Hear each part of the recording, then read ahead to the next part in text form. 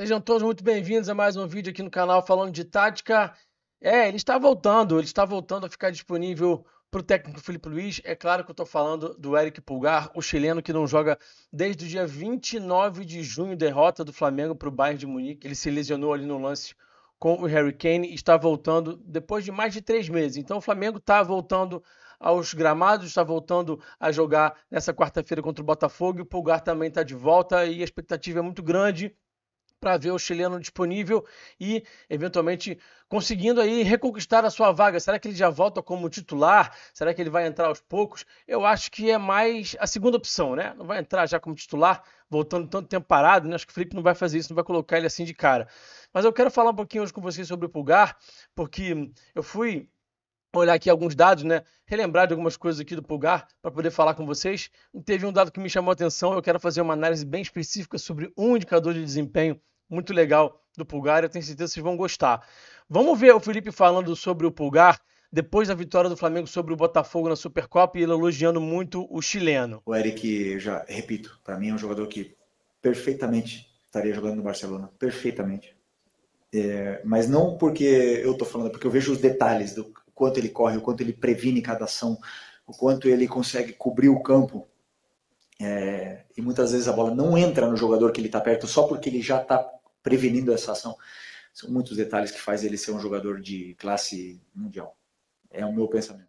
Vocês viram que o Felipe exaltou bastante essa questão do Pulgar antever a jogada e já tapar um espaço para a bola não entrar ali. E às vezes ele até tapa o espaço, o jogador tenta fazer o passe e ele intercepta. A gente vai mostrar isso para vocês bem detalhadamente já já nas imagens. Uma análise que eu acho que vocês vão gostar. Volto a dizer, acho que vocês vão gostar, que é aquela análise bem detalhada ali que a gente tenta mostrar para vocês como é que funciona ali a cabeça, o cérebro de um jogador desse nível que consegue ali fazer várias coisas ao mesmo tempo.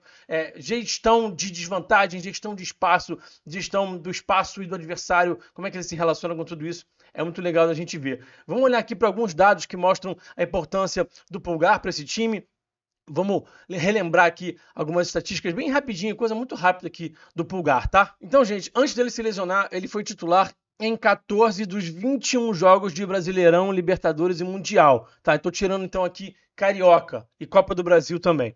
Então, ele tinha jogado em jogos de Brasileirão, Libertadores e Mundial 14 dos 21 jogos como titular. O Arrascaeta, o Léo Pereira e o Ortiz tinham jogado 18 e o Gerson 16. Então a gente já vê aí a importância do Pulgar para o Felipe, para esse elenco do Flamengo, tá? Vamos olhar aqui para mais alguns dados do Pulgar. Ele acerta 92% dos passes. A gente sabe que ele é um cara muito preciso no espaço, distribui muito bem o jogo. Tem passe curto, tem passe longo, tem passe vencedor, é um cara com muita visão de jogo, muito preciso nesses passes, realmente é um cara muito importante porque perde muito pouco a bola, erra muito pouco passe. Olha só essa estatística aqui, ó, de passes longos, acerta 82% dos passes longos, um número bem significativo, bem interessante. É um jogador que vai escolher qual é a melhor jogada, que vai decidir qual é o melhor corredor e vai fazer essa bola chegar no corredor oposto com diagonal. Também tem diagonal na profundidade para os laterais, para os pontas. Então, é um cara muito importante na distribuição do jogo do Flamengo, tá? Vamos ver aqui agora um último dado, que é o dado mais interessante que eu quero explorar com vocês nesse vídeo de hoje. Ele é o terceiro em interceptações. Ele só está atrás do Ortiz e ele está tecnicamente empatado com o Saul.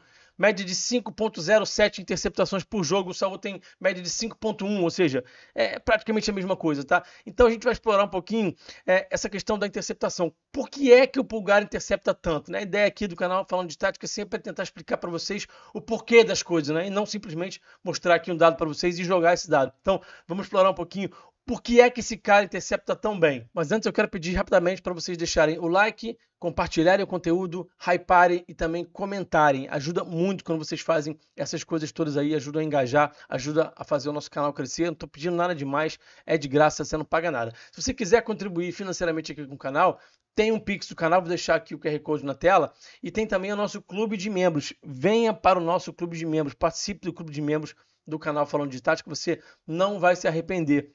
Eu tenho aqui um clube de membros em que você vai pagar pouco e vai receber vários benefícios interessantes em troca. Tem muita coisa boa. Fiz questão de montar um clube de membros que fizesse sentido, que realmente entregasse vantagens para vocês e, obviamente, para mim. Então, sai todo mundo ganhando. Clica aqui em Seja Membro. Tem um botãozinho aqui. Você vai gostar, eu posso te garantir. Então, vem para o nosso clube de membros agora. Não perde tempo, tá? Vamos, então, agora para a análise em vídeo. Vamos ver aqui o Pulgar interceptando. Vamos entender como é que funciona aqui a cabecinha desse chileno tão bom de bola e por que ele é tão importante quando o Flamengo está sem a bola para retomar a posse através de interceptação e manter a posse, o que é mais importante. Vamos explorar isso agora nos vídeos. A gente está vendo aqui imagens de Flamengo e Chelsea pelo Mundial e olha só como é que ele está encaixado aqui no Caicedo, tá? Ele está vigiando o Caicedo de perto.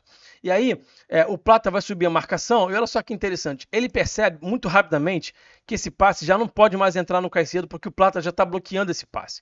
Então ele faz essa leitura muito rápida. A leitura de jogo do Pulgar para esse tipo de situação aqui é muito, muito, muito rápida, tá? E aí ele já vai tomando a decisão de abandonar o Caicedo e marcar o espaço. Então ele abandona a marcação do opositor, do marcador, do adversário para poder marcar o espaço, para impedir que essa bola passe aqui entre ele e o Gerson. E aí o passe vai entrar e aí ele já perfilou o corpo aqui para poder acelerar e interceptar. Tá? Então, na hora que o adversário baixa a cabeça para fazer o passe, é o momento que ele acelera, é o momento que o adversário não está olhando para ele. Olha só que interessante isso aqui, gente. O adversário baixou a cabeça, é o momento que ele acelera. Na hora que o adversário faz o passe, ele já está aqui no meio do caminho. Ó. E essa interceptação é interessante, né? O Pulgar faz muito isso. Ele intercepta já passando a bola para o companheiro, mantendo a posse de bola. É o famoso desarmar armando. Ele já desarma, já faz a interceptação, encontrando o companheiro, conectando o companheiro para o Flamengo iniciar um contra-ataque. Isso aqui o Pulgar faz num nível muito alto. Outro lance do jogo contra o Chelsea, a bola vem aqui para o Cucurella, passe vai entrar aqui por dentro e ele já está entendendo que esse passe vai entrar aqui para o Pedro Neto, se eu não estou enganado. E aí, para variar, ele está bem colocado, o passe vai entrar e ele vai interceptar e de novo, ó, vai ajeitar a bola aqui perfeitamente para o Gerson poder iniciar um contra-ataque. Muito importante ele fazer a interceptação já ajeitando para um companheiro. Ele faz isso quase sempre, 90% das vezes, ele consegue já ajeitar para o companheiro. Aqui também, ó, se antecipou, e a gente fala do Pulgar, que é um jogador não muito veloz, né? De fato, ele é um jogador muito alto, então não é tão fácil para ele se deslocar com tanta velocidade. Só que ele tem uma leitura tão rápida das jogadas, e ele toma a decisão tão rápido, que ele acaba compensando essa pouca velocidade ali dele, entre aspas, né? Com leitura e tomada de decisão. Aquilo que eu sempre digo para vocês, né? Existe um tripé. Então tem a rapidez com que você lê, a rapidez com que você toma a decisão e a rapidez com que você executa a ação. Então, por mais que o Pulgar não execute a ação tão rápido assim, porque ele não é tão veloz, ele lê muito rápido e toma decisão muito rápido. Isso compensa ali a, vamos dizer assim, falta de velocidade que ele possa ter em alguns momentos. Então, muitas vezes ele chega antes porque ele lê muito rápido, porque ele toma a decisão muito rápido, aqui ele vai chegar antes mais uma vez. E olha como é que ele vai escorar aqui de coxa, meio que de joelho, ó, e vai conseguir conectar aqui no companheiro. Então, realmente chama muita atenção essa capacidade de interceptar e de manter a posse de bola. Aqui uma ação muito parecida com aquela primeira que eu mostrei para vocês ali contra o Caicedo, que ele está primeiro marcando aqui o opositor. Isso aqui é um lance contra o Esperance de Tunísia também, lá no Mundial de Clubes, tá? Então ele está mais próximo do opositor, a referência aqui é o adversário, e aqui na hora que a bola tá ali sendo tapada pelo companheiro, ele vai mapear o espaço, tá vendo ali o Pedro, tá tentando entender se o opositor dele tá mais próximo, ele já percebeu que esse adversário ficou um pouquinho distante, que essa bola não vai entrar nesse adversário. Então o que ele vai fazer? Vai cobrir o espaço, vai se deslocar aqui, ó, para onde a bola pode cair, e aí se antecipa, escora aqui pro Léo Pereira, aqui essa direcionada da rebatida aqui não ficou tão perfeita, mas o Léo foi esperto e conseguiu tomar a frente do adversário, o Flamengo manteve a posse de bola. Então, realmente, ele chama muita atenção para essas ações e aí, realmente, não passa nada. Ele é um cara que ele é o guardião ali do corredor central. Você vê que ele está sempre no corredor central, tomando conta dessa área tão importante do campo, dessa zona tão vital do campo de jogo. Aqui também, contra o Fortaleza, já está ali no corredor central, já está no círculo central, e aí ele vai fazer a leitura muito rápida pelo perfilamento corporal do adversário. Ele faz muito bem a leitura, entende onde é que esse passe vai entrar e já vai interceptar. E já vai mais uma vez ajeitar para o companheiro aqui, o Everton Araújo, tá? Então sempre direcionando essa rebatida, sempre desarma armando. Aqui mais uma vez, corredor central, muito atento na jogada, entendendo onde é que esse passe pode entrar. Vai acontecer uma jogada aqui do Fortaleza e aqui ele está fazendo aqui uma gestão de desvantagem, ou seja, ele está conseguindo cuidar do portador da bola e ao mesmo tempo cuidar desse possível receptor do passe.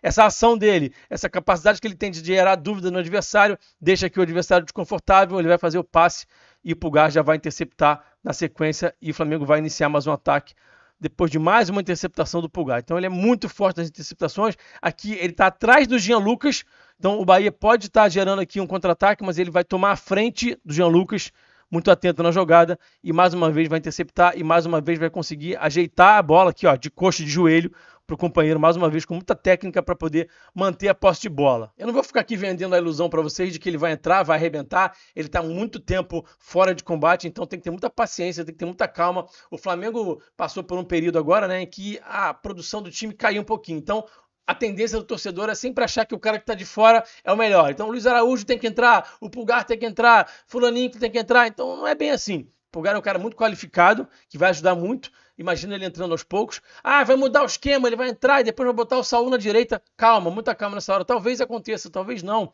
Vamos esperar. Existe essa possibilidade? Sim. Mas a gente tem que esperar um pouquinho mais porque ele ainda não vai entrar como titular. Então, quando e se ele virar titular, a gente pensa na possibilidade do Saul jogar na direita ou não. Aí a gente vai ter que ver também o rendimento de quem está jogando pela direita ali. Porque hoje você tem o Plata, o Carrascal, o Luiz Araújo. Tem 3 opções para jogar por ali. Então, será que faz sentido botar o Saul? Não sei, talvez. O Saul talvez seja o cara que vai emular melhor o Gerson.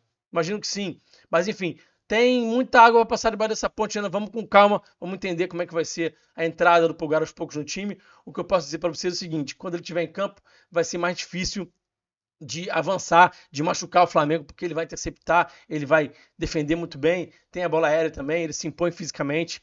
Então é um jogador muito importante, o Felipe deve estar muito feliz com a volta dele, e o torcedor rubro-negro também tem que estar feliz, porque é um jogador que está muito inteirado também do modelo, já tem identificação com a torcida, então muito legal ver o Pulgar de volta. O que é que você acha da volta do Pulgar? Coloca aqui nos comentários, vamos debater um pouquinho sobre o retorno do chileno. Mais uma vez, não esquece do like, da inscrição, comenta, hypa, compartilha e também vira membro do canal Falando de Tática. Será uma honra recebê-los aqui no nosso clube de membros. Até o próximo vídeo, abração e eu fui. Valeu!